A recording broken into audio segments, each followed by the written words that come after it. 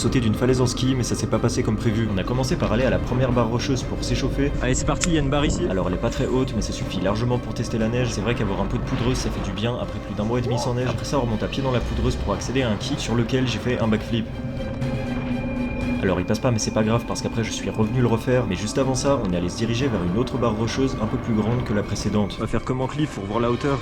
Alors l'accès il est en pente, ça plaque un peu, Oh, ça plaque. mais elle passe plutôt bien, même au-dessus d'un sympa. Mais ça m'a pas empêché de pas la plaquer. Et comme prévu, on retourne au kick où je refais un backflip, et cette fois-ci, il passe. Après ça, direction la prochaine barre rocheuse, une que j'avais déjà fait un mois auparavant mais que j'avais pas réussi à plaquer. Allez.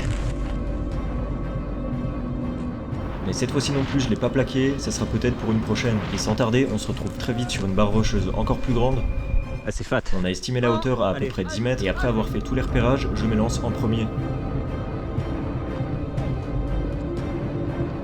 Bon, la barre elle était un petit peu plus haute que prévu, je me suis bien enfoncé quand j'ai atterri dans la neige, j'étais en dessous de la surface et j'ai un peu galéré à sortir, mais fallait quand même profiter, c'est pas tous les jours qu'il neige autant.